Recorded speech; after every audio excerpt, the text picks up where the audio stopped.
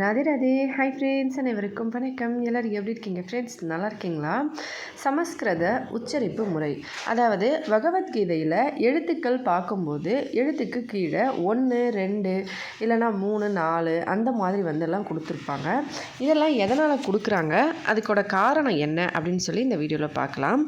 பகவத்கீதை படித்து நம்ம முழுசாக புத்தகம் முடித்த அப்புறமா கடைசியில் இதை எழுதி கொடுத்துருக்காங்க.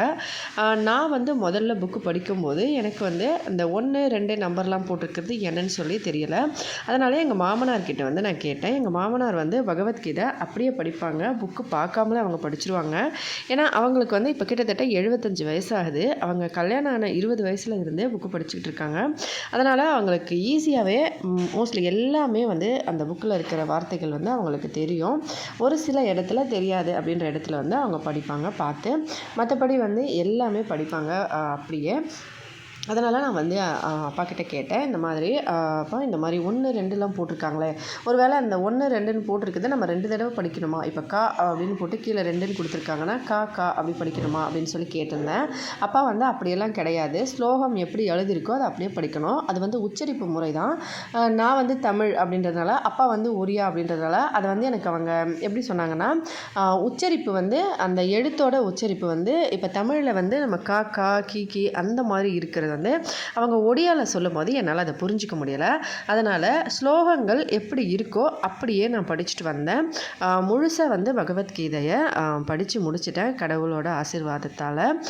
முழுசாக படிச்சிட்டாலும் இன்னும், அதாவது ஸ்லோகங்கள் முடியும் வரை படிச்சுட்டேன். இதுக்கப்புறம் இந்த மாதிரி விஷயங்களை கொடுத்துருக்காங்க. அதாவது சமஸ்கிருத உச்சரிப்பு முறை, அதுக்கப்புறம் மந்திரங்கள் வேறு என்னென்னலாம் இருக்குது, ஸ்லோகங்களில் என்னென்ன வார்த்தைகள் இருக்குது, இந்த மாதிரி விஷயங்கள் எல்லாம் கொடுத்துருக்காங்க.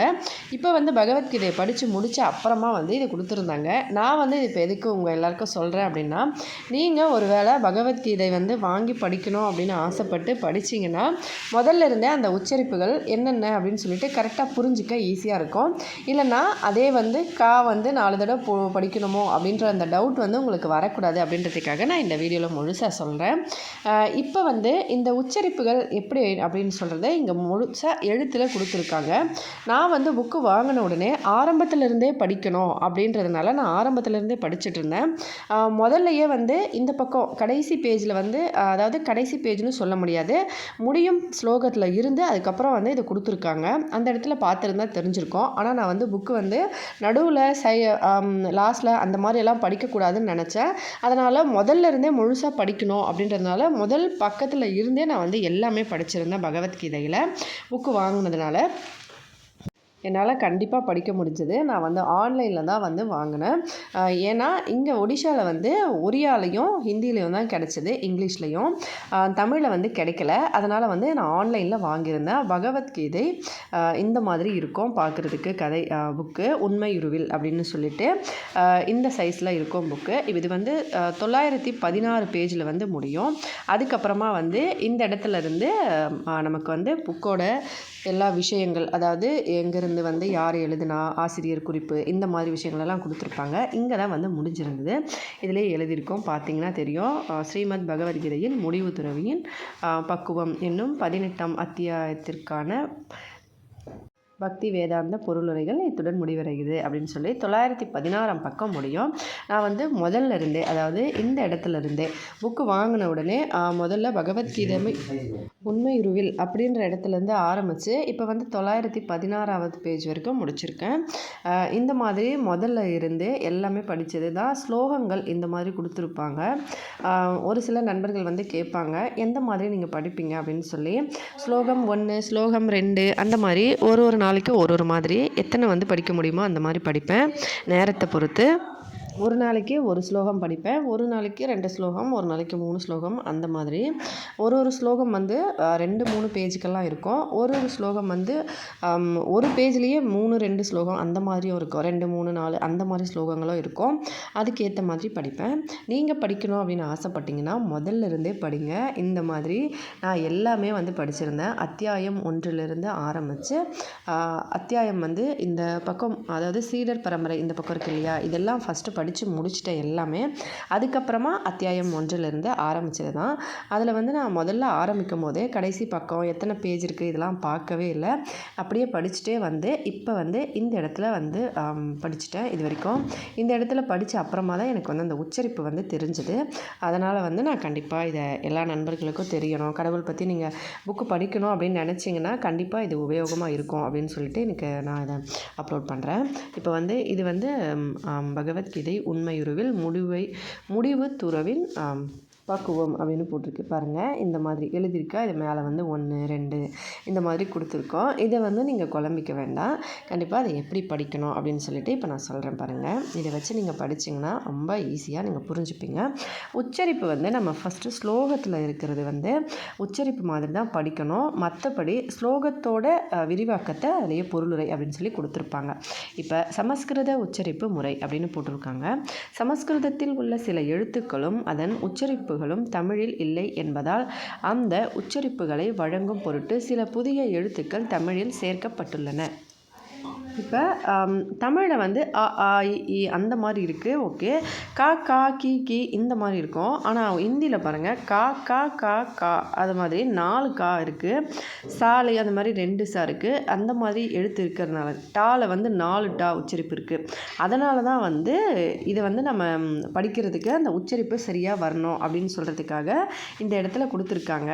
இப்போ அ ஆ இ உ ஊ ரு ரு ஏ ஐ ஓ ஔ அப்படின்னு கொடுத்துருக்காங்க. இப்போ கா கா கா கா ங ச ச ஜ ஜ ஞ ட ட ட ட ந த த த த ந ந ப ப ப ப ம ய ர ல வ ஷ ஷ ஷ ஹ ஷா ஸ்ரீ இஜ்ன அந்த மாதிரி வந்து கொடுத்துருக்காங்களா. இதுதான் வந்து நம்ம எப்படி காலிருந்து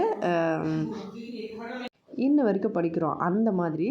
அதோடு வந்து ஹிந்தியில் இந்த மாதிரி இருக்கும். ஒடியாலையும் இதே மாதிரி தான் படிப்பாங்க. அதனால தான் வந்து தமிழில் படிக்கும்போது அந்த உச்சரிப்பு நமக்கு மாறும். எழுத்துக்களை முறையாக உச்சரிக்கும் பொருட்டு இவை இங்கு உதாரணங்களுடன் கொடுக்கப்பட்டுள்ளன. கா கடவுள் என்பதில் வரும் காவை போன்று உச்சரிக்கவும். கா 2 அப்படின்றத இக் என்ற உச்சரிப்புடன் கா ஹா என்ற உச்சரிப்பை மென்மையாக இணைத்து கா என்று உச்சரிக்கவும். கா 3 கங்கை என்பதில் வரும் காவை போன்று உச்சரிக்கவும். கா 4 கா 3 என்ற உச்சரிப்புடன் ஹா என்ற உச்சரிப்பை மென்மையாக இணைத்து கஹா என்று உச்சரிக்கவும்.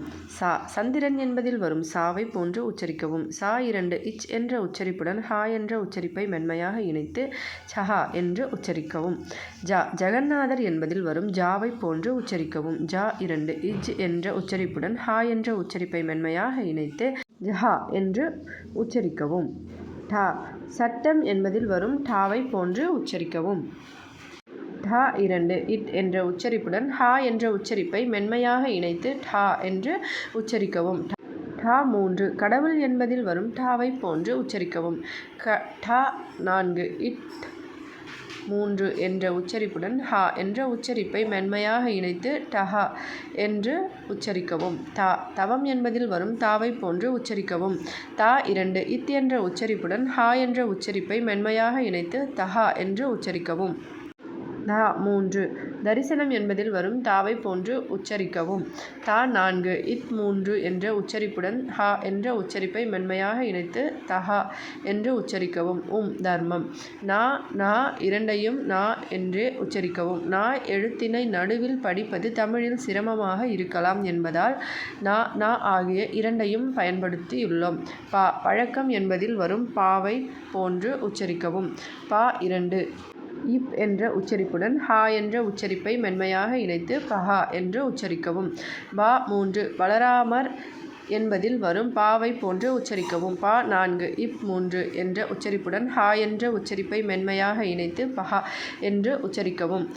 பக்தி ஷா 2 சக்தி என்பதில் வரும் சாவை போன்று உச்சரிக்கவும்.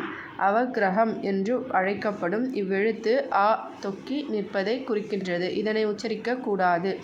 விசர்க்கம் எனப்படும் இது ஆ என்று வரும்போது அஹ என்றும் இ என்று வரும்போது இஹி என்றும் உச்சரிக்கப்படும். இஜ்ன இஃது ஒரு கூட்டெழுத்து. இதனை ஒரே எழுத்தாக உச்சரிக்க வேண்டும். சமஸ்கிருதத்தின் உயிரெழுத்துக்களும் மெய்யெழுத்துக்களும் இணைந்து தமிழ் மொழியினை போன்றே உயிர்மெய் எழுத்துக்களை உண்டாக்குகின்றன. எனவே அந்த உயிர்மெய் எழுத்துக்களுக்கான தனிப்பட்ட உச்சரிப்பு முறை இங்கு வழங்கப்படவில்லை. இந்த எழுத்துக்களை எல்லாம் இப்படித்தான் படிக்கணும் சமஸ்கிருதத்தில். இதை முதல் படிக்கும்போது கொஞ்சம் உங்களுக்கு எப்படி படிக்கணும் அப்படின்றது சரியாக தெரியாது. ஆனால் படிக்க பழகிடும். அதோட சமஸ்கிருதம் படித்தவங்க ரொம்ப ஈஸியாக படிப்பாங்க. இப்படி தான் பகவத்கீதையில் இருக்க அந்த எழுத்துக்களை சேர்த்து படிக்கணும். ராதே ராதே.